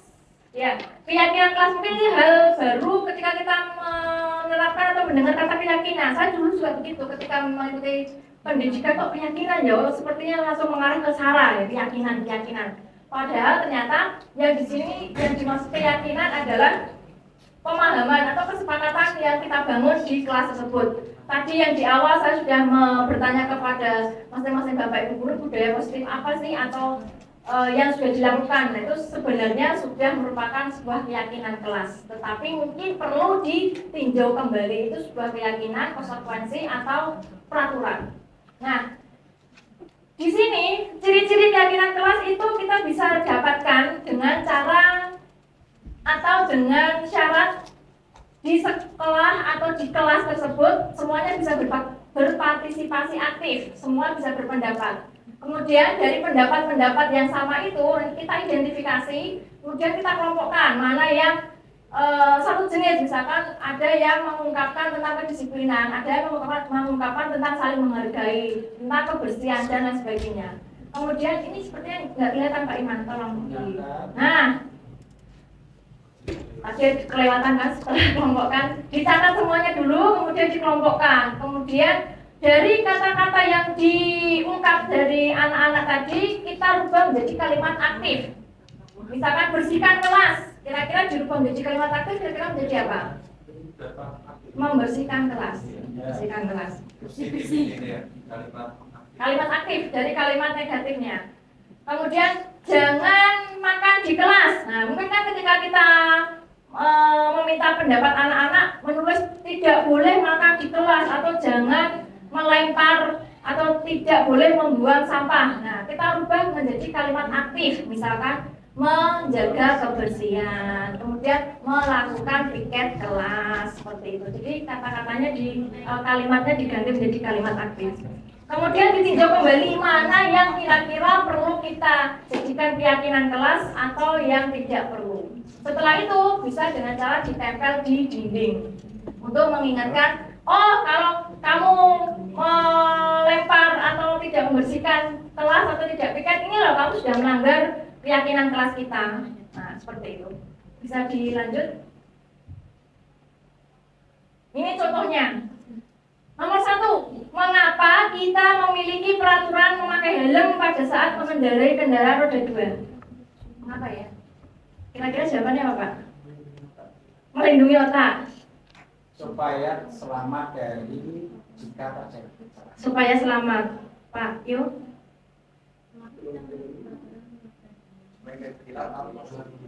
Menghindari keamanan. Supaya aman. Sudah. Ya. Bu Yeni, nomor 1, mengapa pakai helm saat mengendari kendaraan? Selamat. Iya. Menghindari Supaya polisi. selamat. Menghindari polisi. Jujur nomor 1 itu. Iya, menghindari polisi. Enggak, bukan menjadi polisi. Ya, berarti keyakinan yang perlu kita bangun adalah ketika kita memakai helm yaitu untuk keamanan atau keselamatan. Ya, itu salah satu contoh keyakinan yang harus kita bangun. Kemudian yang kedua, mengapa kita memiliki peraturan tentang memakai masker dan mencuci tangan? Itu mungkin demi kesehatan, menjaga kesehatan, kebersihan, Menyembunyikan jerawat. lipstick biasa seperti itu ya. Padahal keyakinan yang harus kita munculkan adalah demi kesehatan. Oke, next, lanjut Pak. Oke, lanjutnya yaitu budaya positif dapat dibentuk karena kita sebagai manusia pada dasarnya ada 5 dasar ini, baik murid maupun guru. Nah, nanti kita apa ya? Kira-kira kita, diri kita, nah itu kebutuhan dasarnya apa sih? Ada bertahan hidup, ada karena kasih sayang, ada karena kebebasan, ada karena kekuasaan dan kesenangan. Coba next, Pak Iman ada contoh kasusnya enggak? Nah, aku senang main kejar-kejaran dengan bu guru. Ini kira-kira dia kebutuhan dasarnya apa? Kesenangan. Karena beda kata senang ya. Salah ketik tadi ya. Nomor 2, ibu kejar aku karena ibu sayang aku. Kasih sayang karena dia butuh untuk disayang. Aku hebat kan bisa bikin bu guru kejar aku. Ibu hebat kan bisa bikin kejar aku. Aku hebat kan. Aku hebat kan bisa bikin ibu kejar aku. Ya, pengakuan. Kemudian terakhir, aku bosan belajar mewarnai dalam kelas. Aku bosan belajar di kelas. Dia maunya keluar, kebebasan, karena dia bosan di dalam kelas. Seperti itu.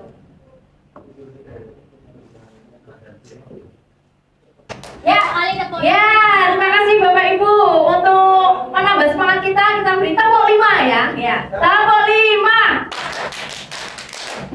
Tepuk 1, tepuk 2, tepuk 3, tepuk 4.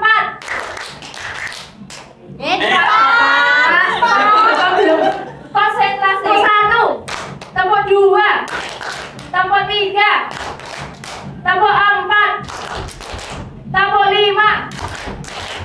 Yes, oke.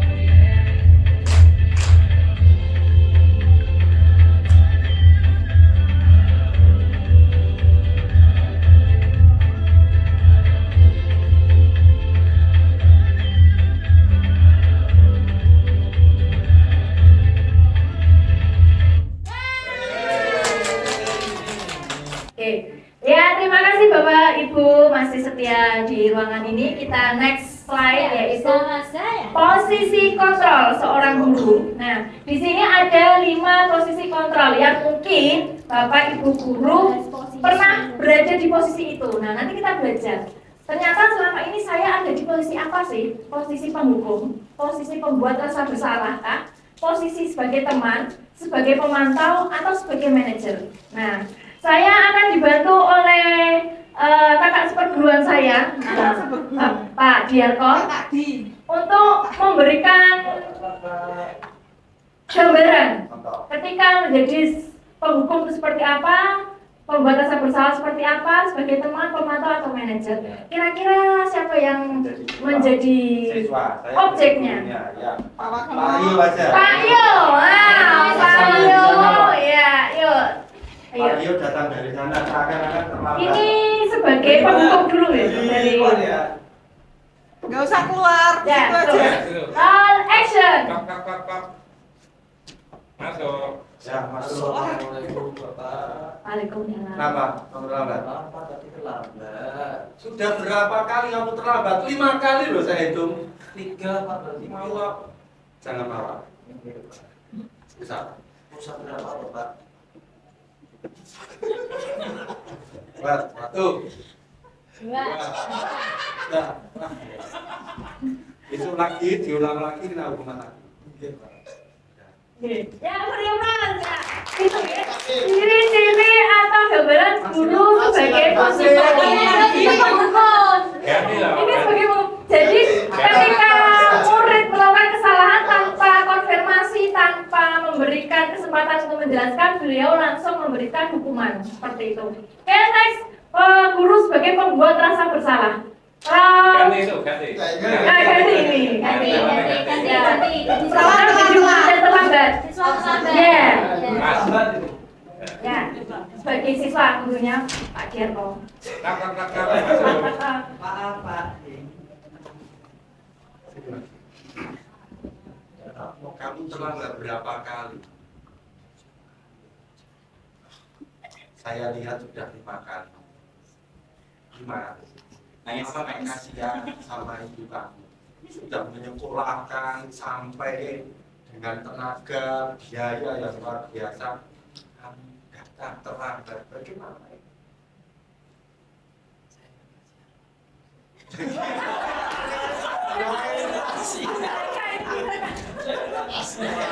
Oke.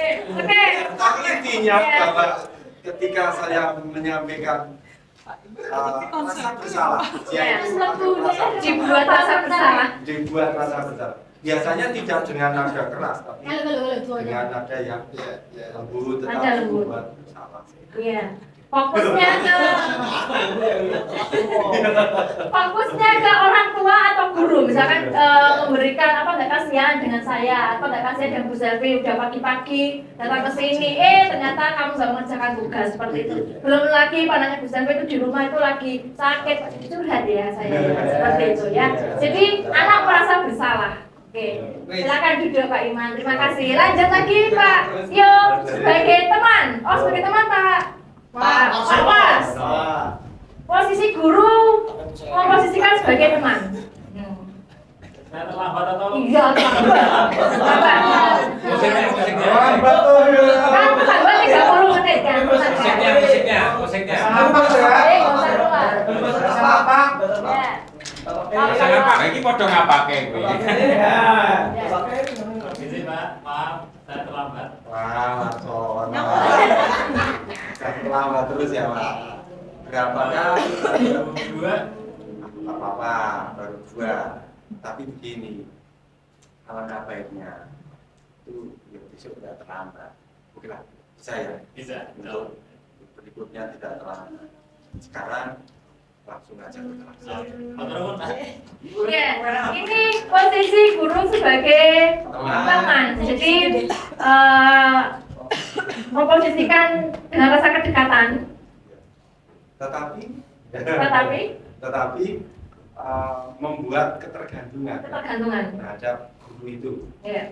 Karena seakan-akan jadi temannya. Ketika nanti yang menghadapi Pak Fahmi atau Pak Iman tidak merasa alah lagi nggak apa-apa, nanti sama Pak Ki boleh langsung masuk kelas. Nah, seperti itu. Oke.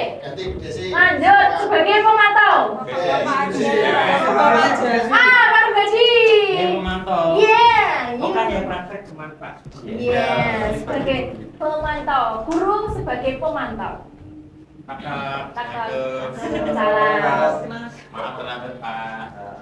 Apa sih yang membuat kamu terlambat? Anu Pak, kamu yang Siaran Mas Rubati tahu konsekuensi apa ketika di sekolah ini terlambat. Siapa kamu? Kandungannya ukur berapa yang seharusnya sudah tidak terlambat. Besok supaya jangan sampai pukul 7 baru sampainya. Oh, tapi sekarang tetap pekalungan.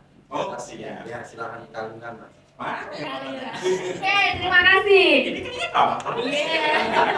Oh, kotor bener. Ketika aku mantau. Gak ada isi. Ya, ketika guru jadi posisi pemantau, guru itu mengingatkan dengan aturan-aturan sekolah yang ada. Kemudian mengingatkan juga tentang konsekuensi yang harus dijalankan dengan nada yang tetap datar, tanpa bentakan, tanpa ancaman atau paksaan. Next. Restitusi. Nah, manajer gitu. Ya. Terakhir adalah posisi manajer. Pak Iman. Pak Nah, Iman. Pak Roy.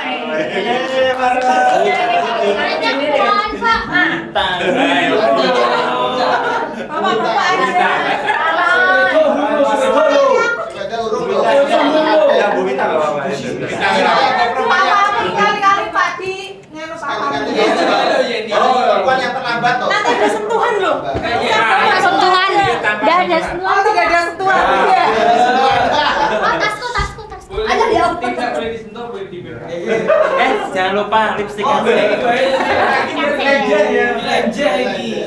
Kan ben kayak meret-meret ning Saya kene. kemarin. layak direkam iki ya. Baru musiknya. Musik entar tak. Coba yang tiga. Musik. Ya, masuk. Masuk.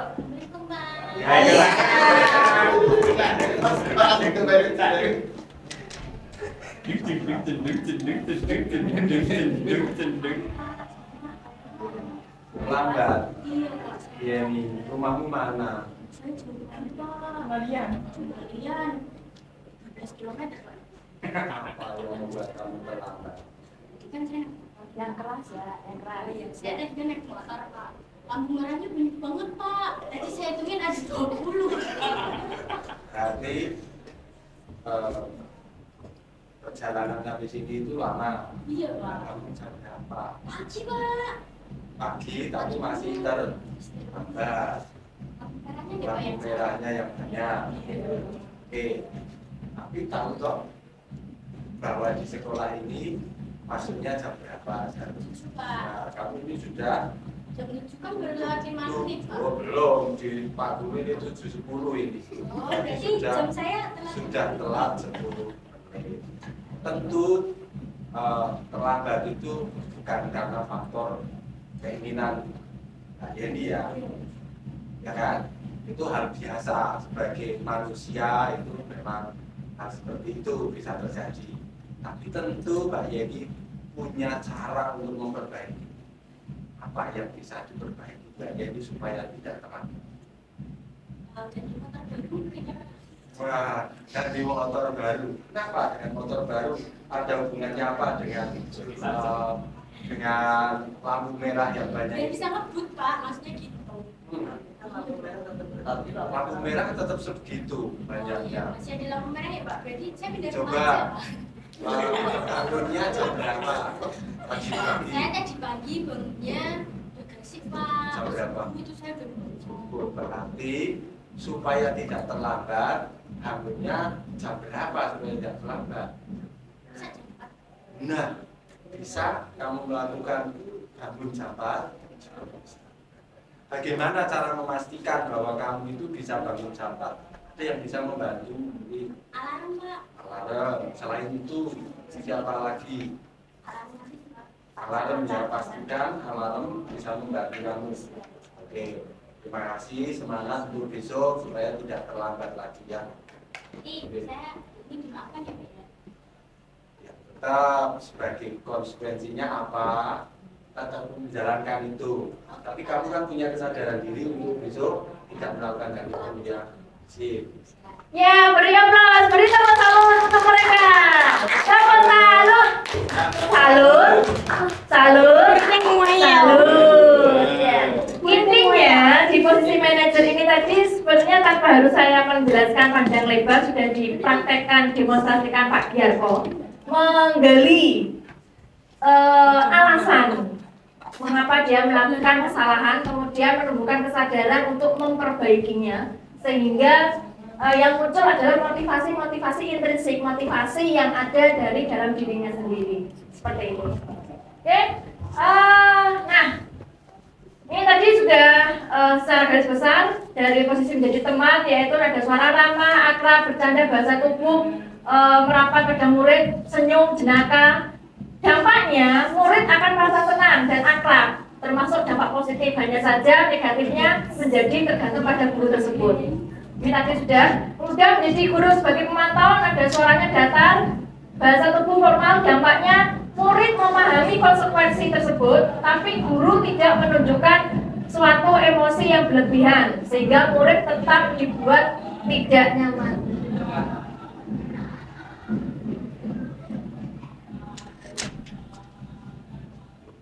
Posisi penghukum, nada suara tinggi, bahasa tubuh melotot, bisa dengan menunjuk-nunjuk atau menghardik. Dampaknya mungkin murid marah, mendendam, atau menjadi agresif. Kemudian membuat rasa bersalah, nada suaranya memelas, sedih, bahasa tubuh merapat pada anak, lesu. Dampaknya murid akan merasa bersalah karena sudah mengecewakan ibu atau bapak ibu gurunya. Murid merasa menjadi orang yang gagal dan tidak sanggup membahagiakan orang lain. Next, yang terakhir adalah posisi yang diharapkan diterapkan oleh bapak ibu guru, yaitu sebagai manajer dengan nada suara yang tulus dan satu tubuh yang tidak kaku mendekat ke murid. Dampaknya guru tidak perlu marah, meninggikan suara, apalagi menunjuk-nunjuk jari, berkaca pinggang, atau seolah-olah menyesal, memasang muka sedih, sehingga perbuatan murid atau kesalahan murid tersebut tidak dijadikan atau sendaguro menempatkan diri sebagai teman murid. Intinya tidak marah, tidak menunjukkan sifat arogan atau merendahkan diri, atau bersendaguro sebagai teman murid. Jadi seperti itu Bapak Ibu yang bisa saya paparkan mengenai posisi kontrol guru. Yang terakhir adalah yaitu segitiga restitusi. Nah, tadi ketika proses mendemonstrasikan, Pak Giarko sudah menerapkan, menyampaikan dengan bahasa-bahasa atau ungkapan yang bisa dikatakan untuk merupakan gambaran dari segitiga restitusi. Segitiga restitusi itu ada 3 hal. Yang pertama adalah menstabilkan identitas. Tadi kira-kira ada nggak ya yang Pak D?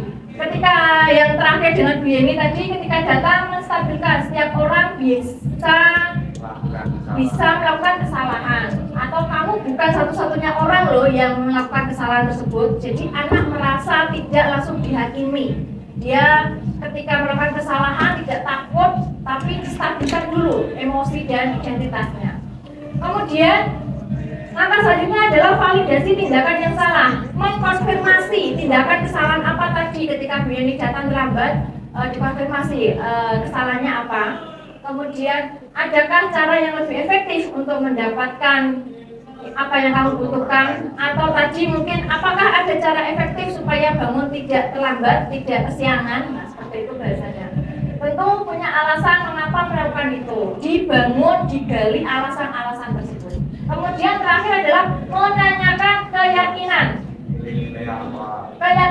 Nah, ini tadi sudah belum Pak? Belum. Berarti contoh yang tadi belum ada, menanyakan keyakinan. Keyakinan itu tadi kita hubungkan dengan keyakinan kelas yang sudah kita buat.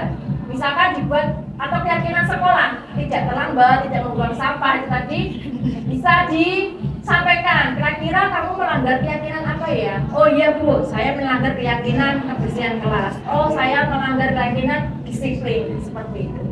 Seperti itu Bapak Ibu. Akhirnya sampai di akhir dari konsep budaya positif, kira-kira adakah Bapak Ibu guru yang bersedia memberikan refleksi sebelum saya tutup acara diseminasi kita hari ini? Pak Iman, Pak Fahmi, Pak Iman, Bu Wita, Pak Bidadi. Ya. Oke, monggo. Refleksinya apa yang dipelajari Pak Jadi dari diseminasi yang saya sampaikan, kemudian apa yang dirasakan, kemudian kira-kira untuk penerapan ke depannya seperti apa? Ada 3 berikut. Ya, refleksi hari ini saya tadinya perasaannya biar dan ya, hari ini sangat happy sekali dan akan saya sebarkan kepada teman-teman dan akan saya terapkan pada saya sendiri dan pada diri sendiri dan anak-anak. Wah, super sekali. Salut, salut, salut, salut. Oke, satu lagi mungkin sebagai jelas, Mr. Wang, Mr. Rubedi, Miss Deci, ya, Bu Deci. Oh ya, apa? Ya, refleksi untuk hari ini. Refleksi. Untuk hari ini saya merasa senang sekali karena bisa mengikuti diseminasi budaya positif. Saya jadi tahu bagaimana itu tipe hukum, apalagi tadi pemantau dan lain sebagainya. Dan nanti saya akan mencoba menerapkan. Terima kasih. Oke, terima kasih untuk Pak Ibu hebat pada siang hari ini. Oh ya, kita beri tepuk salut, salut, salut, salut, salut. Cintanya belum tuh. Oh iya, belum tepuk jelas, tepuk cinta, cinta, cinta, cinta. Kasih Pak Iman tadi. Oke, yang terakhir, tepuk semangat. Semangat. Oke, terima kasih untuk Bapak Ibu hebat hari ini. Apabila dalam penyampaian diseminasi tadi saya ada kurang dalam tutur kata, mohon maaf dan sebesar-besarnya. Terima kasih. Akhiri saya pada siang hari ini. Assalamualaikum warahmatullahi wabarakatuh.